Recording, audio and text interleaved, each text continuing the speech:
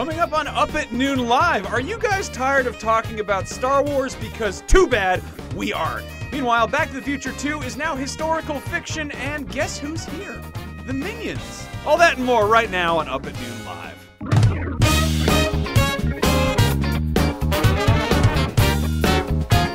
We're joined today by Chris Fortier, who is the product manager for Minions Paradise. Minions Paradise. Yeah. It is a paradise. So you're sort of wearing Minion-inspired clothing. You're doing, actually, in fact, parody Minion gear that was almost certainly not licensed. Really? So Yeah. did you guys do Illumination a nice is now watching like this. cease and desist, and then go in and just grab a few boxes of free stuff? 100%. Got it. So Hey, look, it's Phil. yeah, you guys came out of the office to show off this game, which is near as I can tell about a more spherical, more yellow Jimmy Buffett opening up a Margaritaville chain. Nailed it. All we need is a parrot. Yeah. So sorry for letting you down. Okay, so we have some dumb questions about Minions. A lot of us, like, you guys came by the office and we were basically acting like when one of those groups comes to a school and they're like, "Hey, we're here to talk about fire safety, everybody. What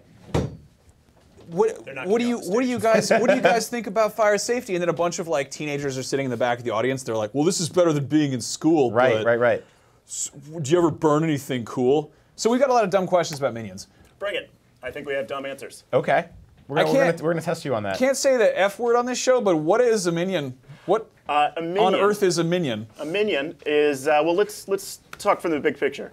He is in fact a lovable yellow creature who has one goal in his life: find a big boss and be that big boss's right-hand man.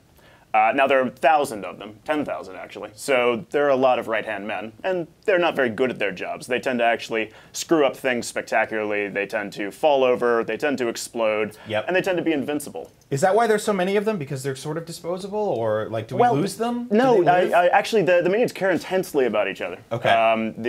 There's an entire a series of story arcs around finding the lost minions and making sure that everybody is on the same page. Where did they come from? If you've seen the Minions movie, which came out July, which I know was top of your list, we talked about this earlier. That's right. You've got the DVD coming up in November. You pre-ordered. I got it. Having seen the Minions movie, you know that they basically they co-evolved along with us. Yeah. And they've always been attracted to the biggest, baddest creature they could find. They've served Tyrannosaurus Rexes, evil, scary bears, cavemen, and then eventually Gru, who is Steve Carell's character in Despicable Me. That's a good list. So now in this game, these minions, they're not actually trying to serve anybody, right? They're sort of actually just, like, someone gave them this cool Paradise Island where they're just doing, I mean, it seems like there's no laws here. This seems totally lawless. What do they eat? They eat mainly bananas and fruit, but to the point about laws. Now, So they have like a Steve Jobs quick diet. thought experiment for what a minion is. Imagine an island full of invincible 12-year-old boys. And that's their morality, that's their outlook, that is how they act. The first half of Lord of the Flies. Prior to the scary Yes. pigs. Where do yes. they get these little pants they're always wearing? These different trousers? They stole them from a clothesline in the 70s, and they've Really? never been updated since. What do they smell like? The Minions. Roses. Roses. That's interesting because their diet is so fruit-based. I would think it would go the opposite direction. This guy's just getting... What are you doing, Max? Get the toys away from me. What are their names? Because I know you and I were talking about how they all have a very specific type of name. They do. So let's see. There's Carl, Jerry, Tim, Tom, Bob, Stuart, Kevin, and I'm sure I'm missing a few. Rod, And of Hank. course Phil. So Phil. Phil's the star of our show. So how do they get their names? Steve Carell ad-libbed them. This could be entirely false. It's Yeah. the internet, so it's probably true now. But the story I heard was that they didn't have names in the first movie, certainly not in the script. Steve Carell ad-libbed all the lines, and he just picked names sort of off the top of his head. So, And they all became canon? They all became canon. There's, I think, one Minions toy that kind of skated around the approvals process, and he's a Juan. His name's Juan? His name's Juan. And Wow. so he's now canon as well. all right. Wow, that's great. So, yeah, I guess I've seen a lot of kind of divided opinions on the Minions. I wish that hadn't rhymed. A lot of people really like them on Facebook, and they're always putting little memes on there and sharing them with their friends and stuff. But A lot of people costumes for Halloween. A lot of people get real mad about Minions. Like people are probably mad at us right now for talking about Minions. What do you think that is? Like, why are they so divisive? It's like a jelly bean with safety gear. Like, what is the? Why go either way? I mean, I know that like Brian hates Avatar, but like this is so much simpler. Well, I can give you the argument for cute. The voices, right? Right. The mix of English, Spanish, French, German, Portuguese. It's everything all mixed up. I think they even threw in some Indonesian words this past time. Is there a name for that language? Mignonese. Mignonese. And that's probably also wrong. Right. Yeah. Don't trust content from me. But yeah, the minion voices, right? You've got essentially these guys that are making all of the funniest nonsense sounds you've ever heard, and they get away with it. And then they get to do whatever they want because they're invincible.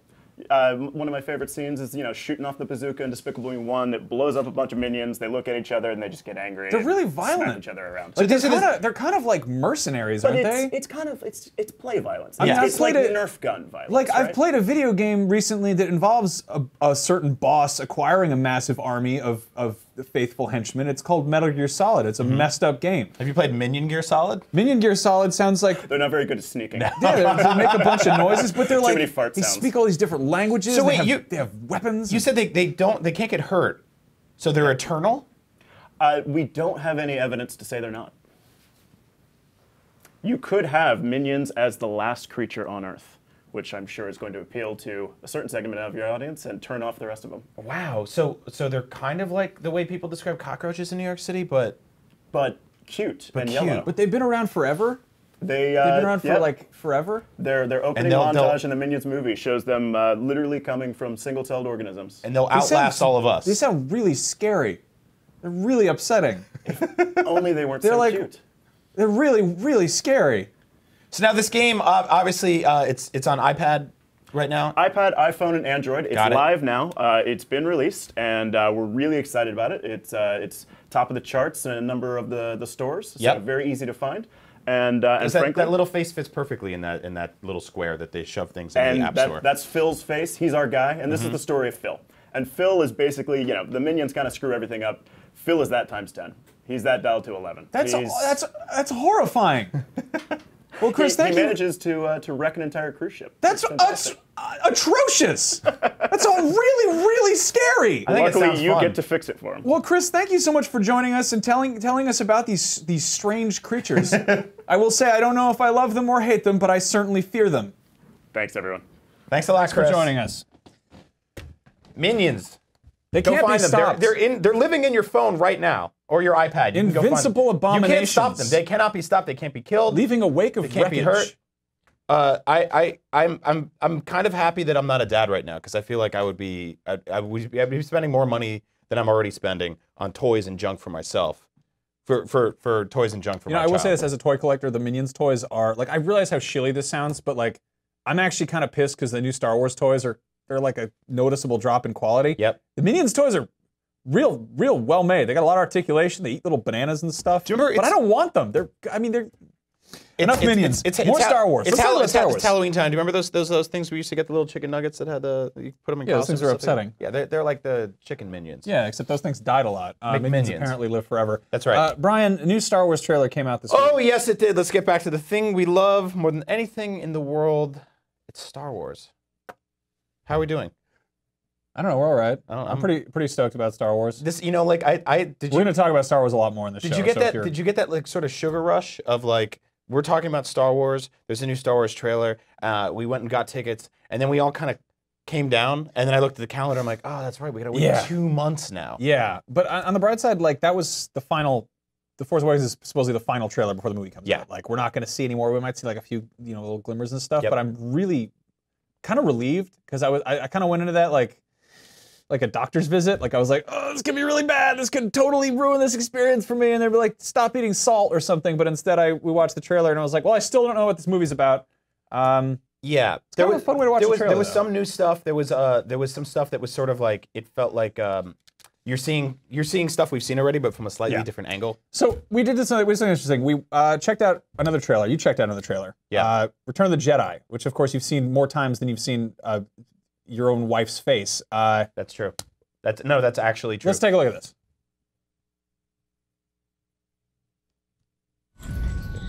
Hi everybody, Jared here for IGN. I'm here with Brian. Hey, we just got the new trailer for Return of the Jedi, the sequel to Empire Strikes Back. We're going to point out some things really fast here. Running ahead. Oh man, look at this. All right, so first off, what are these guys, Brian? They look like some sort of bear babies. I think they're young Wookiees. You That's think my they're young guess. Wookiees? Yeah, I think these are Chewbacca's children, and he comes back to this forest planet, which might even be a Hoth. I think it's Hoth after it's been melted over. Like Hoth in the summer? Yeah. You don't think that these are like angry Wampa relatives after Luke chopped that one bear's arm off? Oh, they could be young Wampa babies too. Oh, they could Who be knows? either They're funny forest bears. Okay, we're moving on the, here. The chicken walkers are back. All right, now we have. I think that's Luke at the beach. That's Luke in the Luke. background. That's Yes, right. Very carefully, you can see there's a sail behind him, and then we cut ahead, and he's standing here on a diving board. Oh, so there's definitely going to be some sort of big lake that him and his friends go swimming in. I think they're all waiting here to jump into the big cool pool. Probably a big ocean planet, maybe where Jabba the Hutt lives. Also, blue lightsaber here. I don't think Luke's blue lightsaber is ever going to be important in Star Wars again. Yeah, I think this is probably the end of it. Yeah, because he gets this green one later on, so that blue one they're probably leaving behind. Yep. Real quick here. All right, this is awesome. Look at this. First shot of the Emperor. That's it, the Emperor. We've never got to see him before. And I think he uses that snake around his neck to communicate. I think he uses it to talk to people. Like a telephone? Yeah, usually he's got the big cloak over himself, so you can't see it. Like right there, yep. So we just got that one look at him in Empire. Now we can see him clearly. Wow, look at that. I didn't think there was C-3PO. He went swimming too. He went jumping in the pool with the rest of his friends. Oh, he did. Also, this guy, Boba Fett, we know, okay, that's going to be an awesome fight scene when he goes out. Oh, yeah. No, I think he's going to be probably the hero of this film, and they're going to make a film about him right after. They're going to make like 9 other movies about it because there's no way he dies in this movie. Yeah. Especially not like awkwardly. All right, so we cut ahead here. All right, so also, so Obi-Wan Kenobi talking to Luke, is Darth Vader my father? Obi-Wan says, no! Yeah. Of course not. Of course not. We know it's not true. That was a cliffhanger from Empire Strikes Back. Can't be the real deal. So Luke's going to pretend to go along with it. Look here. He's like all sneaky. He's like, I'm going along with it. Yeah, he's got that very shifty eyes. And then he betrays Darth Vader. Look at that. There's that green lightsaber. Again, that blue one. Never going to be important again. All right, then really quick cutting ahead here. I think this finally we're going to see. We've been hearing about Jabba the Hutt. There he is. There he is. That's him. So I think he has that little weird piano in front of him, and he uses to set off bombs all over the galaxy. Yeah, he's a real bad guy, a real bad bounty hunter. Yeah, he looks a badass dude. He really does. Yep. Okay, and finally cutting back here. There we are. The most important moment. Luke and Leia, we have, they tried to throw us off with that Han thing in the last movie. I love you, I know. But it's been Luke and Leia since Star Wars. We know these two are destined to be together. Yep, she actually has a ceremonial wedding haircut that you've seen in a lot of old British wedding photos. I can't wait. These two are going to kiss. Makeup's going to go. And these two as well. I think these guys might get married too. I mean, Han is single. He's on the prowl, and I think he's ready to roll. I think he is too. I think it's probably for early in the movie. Maybe they're like a Tortuga for smugglers and pirates or something. That's right. All right, so guys, what do you think? Let us know your Star Wars theories for Return to the Jedi in the comments below. And for everything Rewind Theater and Return to the Jedi, where should these people look? Right here on IGN. And I'll tell you one thing, Jared. They're going to make movies forever after this movie. Star Wars is the biggest franchise of all time, and I bet we get a brand new one every 2 years where they continue to tell the stories of all these wonderful characters and never, ever go back to tell the stories of how they began. And the movies are just going to get better and better. Goodbye. Bye. Here we are. So that actually, I wanted to show you that as proof that if we had done a Rewind Theater based on Return of the Jedi, seeing it for the first time, we would have gotten like 90% of it wrong. But that didn't stop us this week from basically pouring through every single second of this new trailer and finding tons of little details and coming up with theories about it, such as this, which I think is easily the coolest So there's part. probably the most exciting shot in the trailer. If you're trying to avoid spoilers, again, what are you doing? Yeah. Doesn't really give away a whole lot. Here is this one shot of Finn and Rey and Han and BB-8 walking into this mysterious building, and there's a cool robot. We don't see a lot of new characters in here that we haven't already seen in previous trailers. A few little glimpses. That robot is great. One thing in this shot that is very much almost literally a red flag is this thing. Yeah. So if you're unfamiliar, these are two Boba Fett related symbols. One of them I actually have tattooed on my arm. If you want to take a look at that. I got this when I was 18 because I like Boba Fett. It's a thing that's on his armor and his chest plate right here. The other thing is what's known in Expanded Universe as a mythosaur skull, though I believe the mythosaur has been made kind of non-canon. Here's what they look like, kind of more clarified. But like, they didn't put that in there accidentally. They weren't like going through like the prop closet and being like, oh, here's an old flag, let's use this. These have never been seen in a Star Wars movie before in this form. Like, they've never been hung up like this. So like, what the hell is this building, and why does it have Boba Fett stuff outside of it? Like, is Boba Fett going to be in this friggin' movie? So now there's a couple of theories about this scene. Some people think that this is Maz Kanata's pirate castle, right? Now we saw Maz Kanata is the tiny little sort of goggle-wearing figure on the new poster that we got on Sunday night, which immediately became my iPhone wallpaper. So if that's where she is, and then we have that shot from Entertainment Weekly that had all those different creatures in it, it could be that these characters are going into this temple asking for help. Now, also from that same Entertainment Weekly spread, we saw that there's a shot of the same exact building. I don't know. Do you have it? Do you want to pull it up? I don't have it on here, but it's okay. It's this building. Yeah. And Captain Phasma standing out front of it. I want to point something out. It shows, Captain Phasma, the building is just bombed out. Like Burned to it's hell. scorched. Yeah. And presumably flame troopers came in and set it on fire or something. Captain Phasma could have nothing to do with that. I want to throw this was in a Vanity Fair article spread. Andy Leibovitz always takes photos of the Star Wars set, and they're always really cool, but they frequently are kind of misleading. If you go back and look at the first one she did for Episode 1, there's this big, badass, awesome spread of Darth Maul and Obi-Wan fighting on Tatooine. Right. And they don't do that. Yeah. They never fight there. They don't even meet or anything. Never happens. They sort of look at each other, maybe. So either way, whether it's Phasma's fault or not, this building will get destroyed, we assume. So anybody in it will probably get hurt, or unless they sneak out or whatever it is. So our theories, or at least mine, is that Han Solo goes to this pirate castle to meet Maz Kanata, but Bib Fortuna is also there. Do you think he's even in this film? What? Bib Fortuna? No, not Bib Fortuna. Sorry, he's you always really on my can't mind. get Bib Fortuna off the brain. No, I can't. I don't like if Boba Fett makes a cameo in this movie. I'm not actually prepared for how I will react. Like I will probably start hopping up and down in my seat. Like I will get really ridiculously, obscenely, stupidly, embarrassingly excited that they're like, "Hey, guess what? He's not dead in the Sarlacc pit," because kind of how things stand right now, they haven't really done anything to address that. There's one line in the only canon material post Return of the Jedi that's addressed Boba Fett in any sense is there's a nod to him in one of the most recent novels. Right. But it's seriously just like, hey, look, Mandalorian armor. Remember that Boba Fett guy? It's like not really much more than that. You've seen the movie Old School? Yeah. Okay, at the beginning when everyone's making fun of Jeremy Pivens, who's the dean, and they're like, didn't we throw you in a dumpster? And he's like, I got out. And that just explains his whatever backstory that we never saw. I think that's all that really needs to be said for Robert Fett here. Yeah. Mr. Bobbert himself. If he's just sort of just like, yeah, that was a bad day. Yeah. One thing I really like the idea of is an old Boba Fett. Yeah. And Tamira Morrison is 54 at this point. He's the voice of all of the clones and all of the Fetts throughout the prequels. As of now, it's been kind of retconned and changed around. And I'm pretty cool with the idea of him playing like a grizzly old angry Boba Fett who's just like, screw this, like an old cop. Like that sounds really fun to me. That's the kind of Boba Fett I've always liked. Even if he just walks by and they don't address it at all, that would be really cool. But even if nothing happens there, the fact that J.J. Abrams is like, hey guys, guess what that is? Oh, you know what that is. You know what that is. It's in the trailer. It's one of the few new shots in the trailer. So I don't know. Like, as you've demonstrated, you can go back and watch old Star Wars trailers and try to piece them together. I mean, we all got excited about Episode 1 based on the trailer. This movie could still suck. We're all hoping it doesn't, but it's not going to suck. It might be slightly disappointing. It will never suck.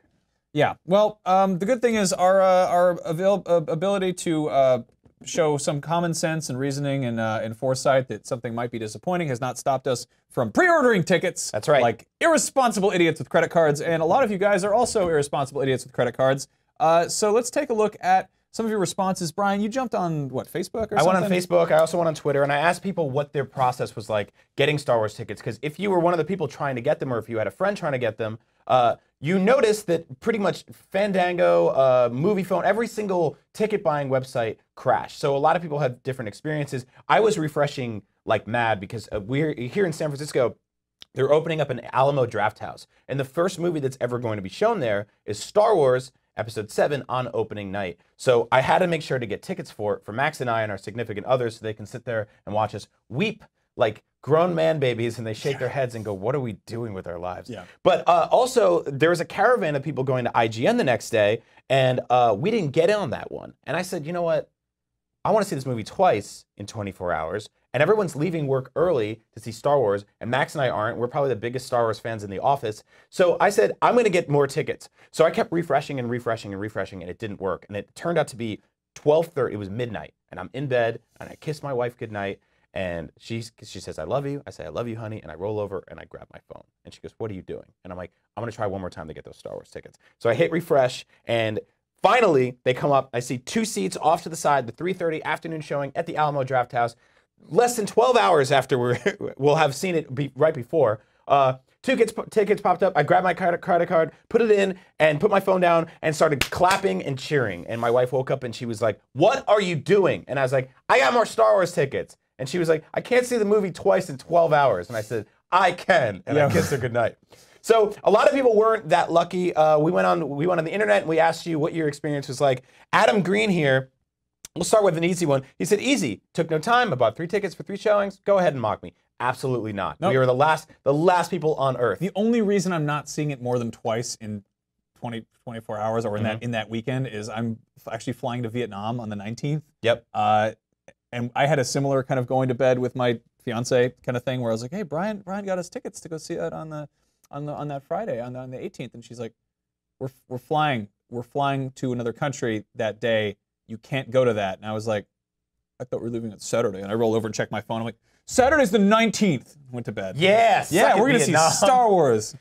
What else we got? Girlfriends. All right. Eric Sayre says, "I spent 1 hour refreshing the same page, telling my email wasn't valid, and trying different email addresses. The site crashed on me 3 times. Finally got my tickets from a theater 1 hour drive away, but I regret nothing." Hell yeah. yes. An hour drive, no big deal. Zach Covemaker says, "I manage a movie theater. Boo! Cheater!" We had people in our lobby the second they went on sale. Not even an exaggeration. Our GM radioed, and we sold tickets. There was a kid, probably 3 or 4, wearing a Darth Vader hoodie who let out the most excited scream when he saw our Star Wars post in the lobby. God, seriously, awesome. one of the most touching things I've seen in a long time. Hell yeah, So man. I actually read this from a lot of people that they were going to the theater to just circumvent the entire online process. Eric Goldman, who's one of our entertainment editors in LA. Hi, Eric. He actually went from theater to theater in real life, in person, like a human being. Somebody actually did a tweet the other day that was showing people buying tickets for the new Star Wars movie, and it was just a woman on her laptop, versus people buying tickets for the Star Wars in the 70s, and there was a sign up that said, like, the greatest movie of all time, and no one had even seen it yet, and there was an actual physical line down the block. So I think that's really awesome that people are still going out there and just banging on doors, getting the theater doors open. Yeah, they probably hate it if you go to the movie theater and bang on the door. They're like, "No, you pull it. You have to pull it to open it." Richard Scott says, "Tried to get tickets for the UK's biggest IMAX screen. Didn't go too well. Their website crashed and I contemplated making the 45-minute journey there to secure myself some expensive-ass midnight viewing goodness. Then I decided to stay in bed and just book tickets for another cinema, where the guy on the phone totally lied to me about which seats I'd get in and put me in the second row. So excited for that sore neck." Yeah. There's a seat in every theater that I've only had to sit in one time in my entire life, and that was for the first Transformers movie. I got there late. There's a seat in the front row, all the way to the right, where you have to watch a movie. Oh God, like that. Oh God, that's how I saw Avengers. That was the worst. That was the worst. That was and real Transformers bad. is like already, and I think any movie really, but a big action movie like that is disorienting from that angle. So to sit there like that and walk out, and you like it was 24 hours afterwards where people were like, "How's Transformers?" And I was like, "It was good." It was Yeah, what is? Why do they have those seats? You know what I wanted to do? You can't see the film. You cannot see the screen. It doesn't work. My pitch is that we find the guy that invented that seat, and we make him sit in that seat on a 17-hour flight to New Zealand, where he has to only watch Transformers. Fair enough. Alex Schoenborn said, "Painless because my parents own a movie theater." Oh, you got to one up. That is not fair. That is absolutely not fair. Do what you got to do, man. Rory Stark says, "I bought a ticket for myself and had no problems other than the crippling depression and loneliness. That's why we have Star Wars." Yeah, that's right. That's how you get out of the real life and put away your feelings, bury them, read about Boba Fett in books. Don't bury your feelings. They tell you not to do that in Star Wars. Freeze them in carbonite. Aaron Hendricks says, "I want to go buy tickets. I woke up in a tub full of ice and a scar on my lower back." It's an old trick. One theater in every town will actually steal your small intestine for trying to get tickets. If you have a single raw egg with a dash of horseradish on top of it, that's a great cure for a stolen liver, I think. That's right. What else we got? There. Thomas Faye says, "I work in a theater, so beep, all of you for making me work past midnight." Boo! I wanted to throw that in there just to show people the alternate side of what, every time there's a Black Friday, every time there's a midnight launch, there are people that have to work those things. So shout out to those soldiers. They don't really get to see movies early or get to see them advanced screenings or anything like that. Yes, they they just, do. well, they do. But they have to work. So shout out to you. If you're working retail, I used to do that. Max you used to do that, right? Mm-hmm. That is it's a tough place to be. So thank you for keeping the world alive and keeping Star Wars hype and energy. Also, if you work retail and have friends at the movie theater, do that weird trade thing where you use your employee discount for free screenings and stuff like that. Yep. I sold the manager at my local movie theater a copy of Hell Comes to Frogtown on DVD when I worked at Tower Records, and he flipped me this random token that said, "Good for one screening," and I was like, "What's this?" He's like, Me and the boys were doing an advanced screening of King Kong. If you want to come by Tuesday night, I was like, hell yes. Anyway. Jesse Morrison on Twitter using the hashtag Up at Noon. He's at the Ganja Mans. Says, I won't judge the movie until I see it, but I agree with Max. It might suck. Are you going to go on record? That's not what I'm saying. Is that what you're saying? No. I want to clear the air on that one. The world might explode the second the screen rolls. Anything can happen. Anything. Chaswick Cleckley says, worst Star Wars character besides Jar Jar. Obviously the easy one, Jar Jar. Who's the worst? I think Lobot's pretty bad. He's like a science dad with a... What? Lobot's great. No, he's not. Lobot's awesome. Why is he awesome? Because he's Lando's straight man. There's a comic right now where Lando and Lobot are buddies and they're going around getting adventures. Okay, let's talk about it's like perfect strangers. It's awesome. Just in the movie, Lobot is he's just a science teacher. He's the principal from Back to the Future, but he's got a piece of metal on his head. And he's just like, what are you guys doing here? I like Lobot. I think he's great. Who's a sucky character? Kitster. Anakin's friend. Oh, yeah. Doesn't do anything. He's like, if we're going... like, you could be like, yeah, Jake Lloyd has an excuse to be in the movie because he turns into Darth Vader, but like Kitster's just there to like reinforce the fact that Anakin's a child. Okay, let's strip the prequels out. Strip the prequels out. Yeah, just the original trilogy. Worst Star Wars characters. Worst Star Wars characters in the original trilogy. Yeah. Oh man, I'm not crazy about Mon Mothma because she's really not good for morale. Like she comes out and she's like, all right guys, we've got this crazy mission coming up. You're right. So far, a lot of people have died. Did she just get out of bed? She's in like a robe and she's like, oh, many Bothans died. You're killing the mood. You know, like come out and be like you look at, you know, the briefing on like Yavin before the first Death Star or like battle, in Rudy. And they're like, all right, we're gonna blow a hole in this big thing. Yep. It's probably impossible, but who gives a damn? And Luke's like, I'm from a farm town. We shoot rats there. And everyone's like, yeah. And they get in their ships and they fly away. And like Mon Mothma's like, the Bothans died. They're doing another Death Star. It's like so sad. This is so. We've got to admit, like that is the opposite of like the locker room pep talk, right? And like Princess Leia's like awesome. She comes out and she's like, she's going toe to toe with Vader, and she's just like, she's actually got some like energy to her. But Mon Mothma, I'm sorry, just no, thank you. It's tough. What's not tough is holding onto your bank account during all these Star Wars Force Awakens merchandise sweeps, which are happening wave after wave. All the stuff we've seen for the first round has just been from the first third of the movie, supposedly, right? There's probably more. There's probably stuff that's trickled out here and there, which makes us think, like, have the trailers been mostly from the first third of the movie? I really hope so. I hope there's a lot of weird stuff happening after that. Now, I've got a Captain Phasma right here. I've got a couple toys. You have Rey's speeder on your desk. Yeah. We've been sort of selective on what we're buying here and there, because like we've said, not all of it has been great. There's some really cool stuff. Some of the like new Kylo Ren lightsabers, like the actual replica ones are really cool. We had some lightsabers around here. Not as cool. Definitely not as cool. These were from a dollar store that one of our producers brought in here right before it started. Very cheap. I don't know. Oh, this would kill you. This would really... Look at that. Yeah. Look at that little bendy. You think a crossblade lightsaber's dumb? This is an inflatable one's a real bad idea. That's right. So if you think this Star Wars merchandise is bad, we actually dug through the internet and every website out there that sells Star Wars merchandise to find the worst Star Wars merchandise based on The Force Awakens. I don't know what you're talking about. This one's awesome. So let's take a look. Let's start with Hangin' Hoops Basketball. Real movie sound effects. Come on and slam and step up to the Star Wars. I like that one. That's you ever want to just slam dunk with you know what? With Phasma and the boys? The one thing I would change there is his real movie sound effects. I would change that so that it has real movie and basketball sound effects. So it'd be like, Roger, Roger, like just like you slam dunk it. And where Kylo Ren's like, I want to finish what you've started. He's on fire! Yeah. From downtown! This is really bad. I don't know who this is for.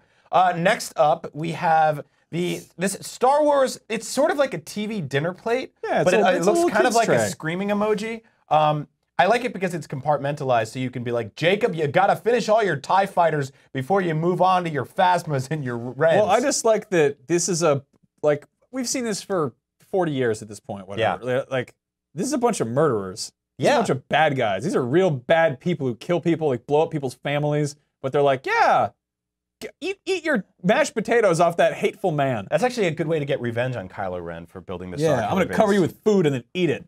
All right, that's right. Head to the airport in style with this garish, giant, embossed face of Kylo Ren on a suitcase that I think comes with a bicycle pump. I'm not sure what that is. That's the rolling thing. It looks like a bicycle pump. Okay, it looks like a lightsaber if you ask me. Yeah. I guess I can see that. Yeah, so I love What's this quote? It's the Force has awakened, and guess what? It's a suitcase. It's not awake. It's a suitcase. It's all right. Oh yeah. What? Who is this for? I love that this is by the brand American Tourister. Like no kidding. American turds. Right. Next up, wow. So there's so this is like if you went to the Jersey Shore or you went to Six Flags and you got a caricature done, like one of those guys that do airbrush You like paintings. roller skating, don't you, girly? But they turned it into a little plush. I don't like. It's not a beanbag. It looks like he has gray stubble on his chin. Is this a plushie for people or is this a dog toy? This is Finn. We still don't know his last name. It's not a dog toy. This is actually for human children. Fair enough. I would assume. This is a weird one. It's a tent. It's the Lucas Discovery Kit. That's my main issue with this one is the name. They didn't even try. They were like, yeah, it's a Lucas property. Here you go. That sounds like a science lab. This is one of those products that I feel like there's such a good chance that something like this would have a massive spoiler on it. Right. Because the person who designs tent flaps probably doesn't care too much about what the internet thinks. All right. This one, this is a good one. I like this one. This is stupid. This is a real dumb little gag here. Yep. Because it's got BB-8, right? Yeah. But it's a spoon set for infants, mm-hmm. which is what you use to make babies eat. So it's a BB-8, BB-8, baby eat, baby BB-8, BB-8, BB-8. I think this one's funny because it's like BB-8 can't hold any of these things. At least we don't know. We don't know that yet. Like we know R2's got little like things that come out, cup holders and stuff like that. In Jabba's palace, he's basically a bar. Star Wars Sorry, which was basically the original working title for the Phantom Menace. These two characters are just hanging out around this Millennium Falcon shaped board game. Yeah, I like that Star Wars Sorry is also the name of this episode of our show. Again, BB-8 can't pick up any of these pieces, so he has to just sit there and watch, maybe bump into the table and hope just mess it up for everyone else. Roll. Speaking of board games, we have Star Wars Guess Who? Which is what we've been playing for months at this point. Yeah, how does this work? Hey, is your character a gold robot? Cool, you got it in one guess. It's for babies. I mean, you could beat the old Guess Who like that. You're like, do you have glasses and a mustache? And it was like, guess what? You're that guy. Well, no, the old Guess Who was basically like, are you a black guy? Because there was only one in the game. Just like this game. There you go. Are you a bear with a gun? Yep, narrows it down.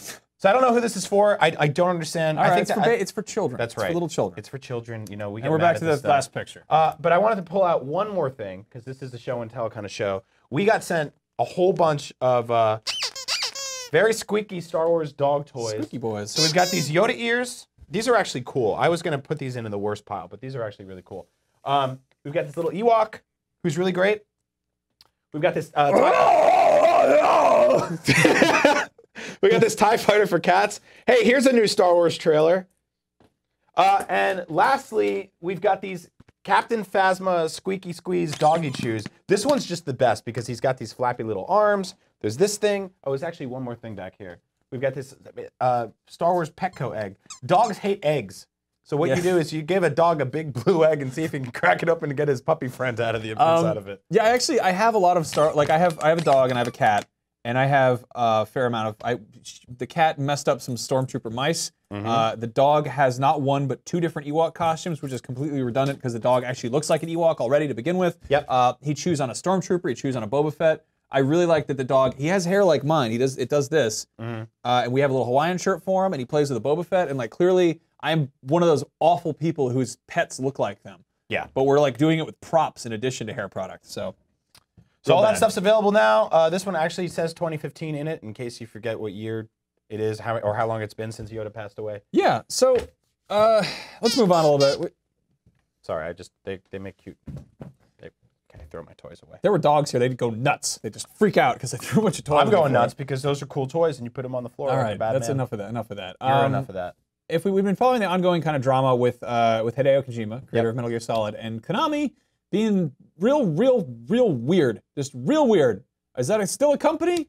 Does Kojima work there? We don't know that. And the weirdest thing that's happened so far is that the New Yorker magazine, which if you're unfamiliar, is sort of like if NPR was privatized and artsier. Like it's very. I have a subscription and it's very foofy. You have a subscription to the New Yorker? Yeah. I really never would have guessed that. You never would have guessed that. But yeah, it's like it's very artsy fartsy, like kind of upscale, like rich liberal crap, and like it's really odd that they would have an article that broke the news that apparently Kojima left Konami on October 9th. While we were all, you know, neck deep in Metal Gear. Yep. And I guess that he had a goodbye party and everything.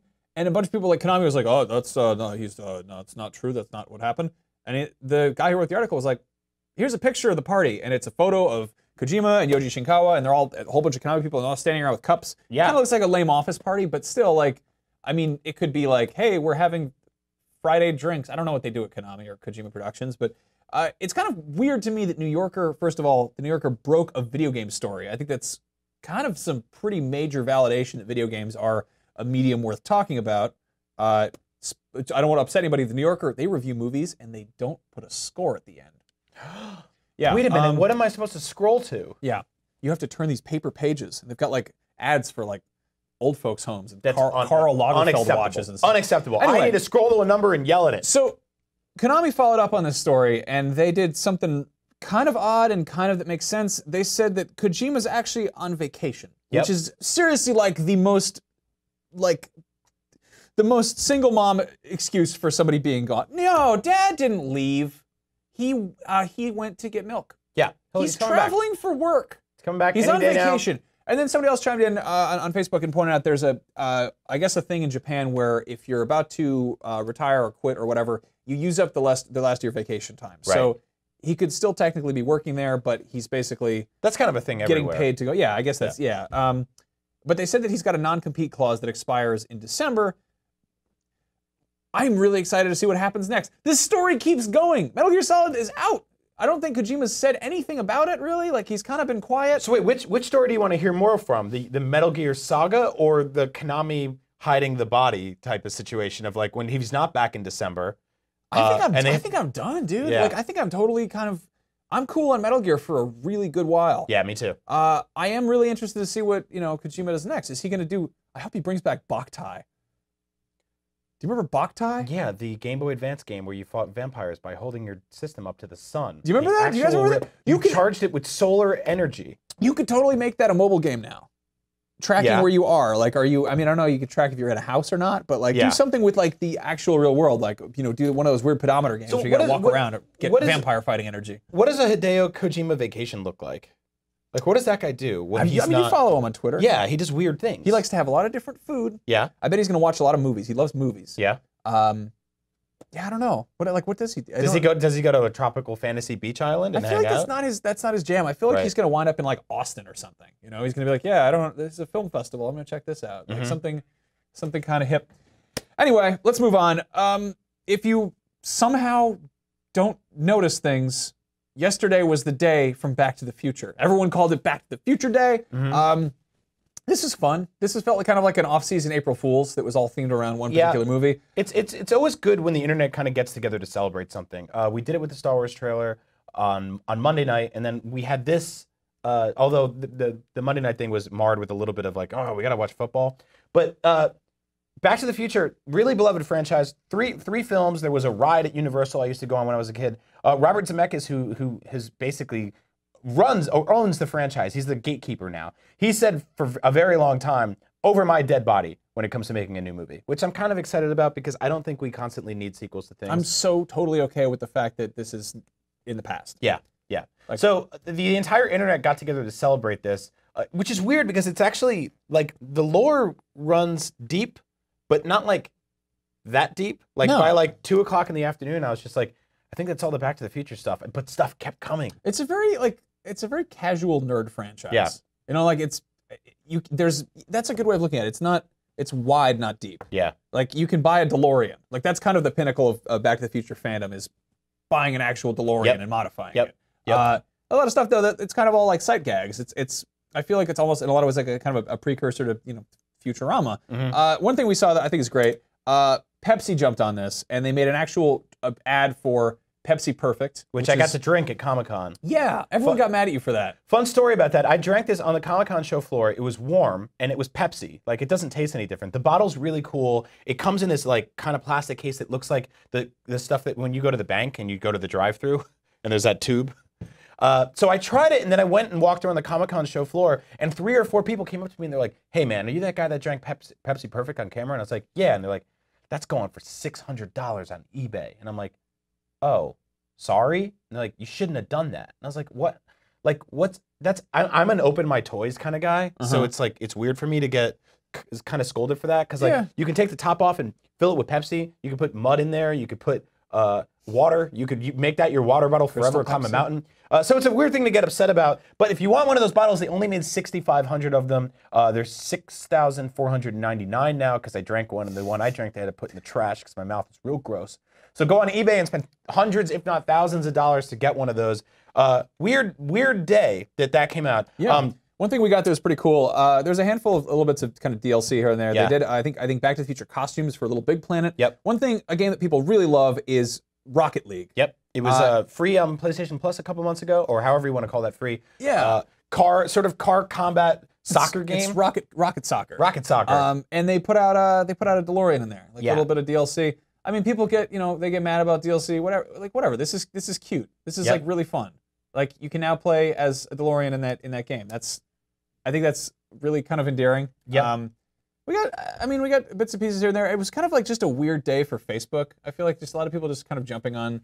I mean, there's been that meme for a while of like, can you believe today's the day that Marty jumped to in the future? And it's been like that since like 2013. There's a Tumblr dedicated to doing that every day. I actually didn't check what they did today, because Back to the Future Day is now entirely in the past, just like all those movies are, which is another weird sort of thing. I'm like really into paleofuturism and the idea of like, one day, here's the way entertainment has predicted the future and how they got it wrong. So we still don't have hoverboards, we still don't have flying cars, we still don't have self-lacing Nikes, although Nike did say that they are working on those. They gave a prototype to Michael J. Fox yesterday. Michael J. Fox and Doc reunited on Jimmy Kimmel. So awesome day to celebrate Back to the Future. Now the franchise is kind of behind us, literally and story-wise, narratively. So we'll see what's next. All right. On that note, we gotta wrap things up. We've got our Up at Noon challenge still. It's a very special game. It's called Duck Game. It is a game in which you play as some ducks. Let's take a look.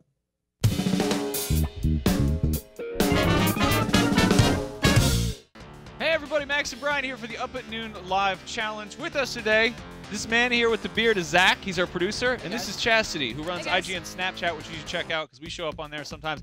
Today we were playing Duck Game, which is one of the dumbest games I've played this year, and it's one of my favorite games I've played this year.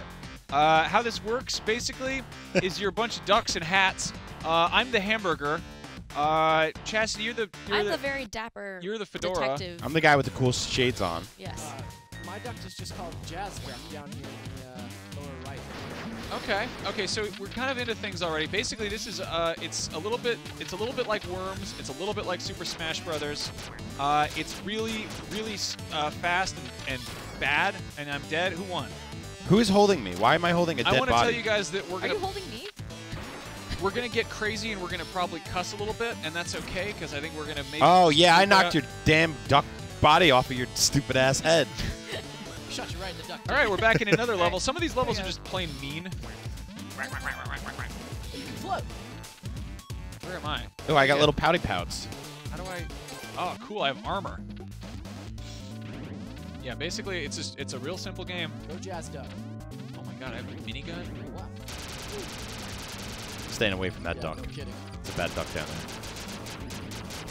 Hey, what the? Duck. I am what the winner. duck is wrong with you, mother ducker? I have killed you. I'm surprised nobody's cussed. The first time I played this, it was a regular storm. Oh. Oh, I have a cool space laser. Space lasers. Space lasers. I took it out everybody with space lasers. Oh, look at that! Nobody won that thing. Come on, Brian. Let out the animals. Let out the ducks. You think we can? Yeah, we're gonna All get the ducks, somebody gotcha. to. We're gonna put quack noises on it. Oh, I was holding a shell. This wacky blaster. Get out of here with your googly eyes. Oh yeah. Plus one. I like the music a Yeah, lot. it's really good. It's Music's kind of like great. if Kid. Oh, Gazillion- Swartz. Oh, Swar! Ah, Danger Sward. Danger Sword! Have they done the? Oh, it's intermission. Now we get to see who's winning by throwing rocks, because ducks do that, I guess. All right, that was a good rock throw. Jazz Duck is not great. Oh yeah, I won that one. Is the worst. I'm not good at the game. Tied for second. Who makes who makes this game? Okay. Wow, that was real dark. It's 1 minute left, ladies and gentlemen. We have to see who the top duck is. Best duck. Oh, you blew off. It's me. Oh yeah. I need more practice with this game. Where am I? Space shotgun. Got shot right in the door. It's really upsetting when they blow off my hamburger hat. Yeah, gotcha. I gotcha. Look at that. There's your dumb friend. He's dead. There's your body. You're like the Terminator of death. They got the Moonanite's gun. Whoa. Oh, man. Do you see that? I turned into a hot roast duck. Oh, look, it's cooking. Delicious. I think we all died on that one. I faked my own death and won the match. I haven't played a game where you can do that. No. Ah! We just. Yep. It's double jeopardy. All right, I'm going to commit suicide and leave. This is taking forever. Love you guys. Go. Have a great day. Bye. See you tomorrow on the Bye. See you tomorrow. video game website. What happens? But did we win? It's intermission again? Let's- Bye, Brian. I think we Brian's won. out. We beat Brian. That's what matters. Brian lost, You Wait, won. even did though he he was win? winning. Did he just win and then Yeah, leave? he did. Yeah. I hate playing games with that man. It's really awful. I think the biggest takeaway that we've learned here, guys, is that Brian is a big crybaby. He's a sore winner. He's a real Yeah. sweaty crybaby. He's He's impatient. real gross. About ducks. Real gross dude. Doesn't know anything about animals. Well, I guess let's get back to Up at Noon. All right. See you guys. Thanks for joining me, guys. Brian Thank you. sucks. All right. That's actually like a super fun game. You got real mad because you had to go to the bathroom, I think. Like you were just storming out. You're like, I don't have time for this. I can't play the duck It's game. just like it didn't tell you how many rounds were left, how long it was going. It just went and went and went and went. There was 7 intermissions. It's not necessary. So it's a lot. It's a real fun game. You should check out Duck Game. You should all get Duck Game. It's a good game. That's on Steam right now. I think that's coming to consoles sometime in the near future. But real fun time with that. Real weird. Speaking of more serious games, Halo 5 Guardians multiplayer happening right now on a live stream with Ryan McCaffrey and Sean Finnegan, who was on at the top of the show. IGN plays live. It's coming on next. You don't have to do anything. You just have to sit where you are because that's happening real soon. Yeah, so you have enough time to run and use the bathroom. You might miss you might miss some backstory about the precursors. Yep, and they're the going good to take old- off Mr. Chips' and helmet. We're gonna look right underneath there and see Cortania what's in is there. there. You have to find the Cortanium, which is what Cortana is made out of. That's happening next. We'll see you guys next week. Take it easy. See ya.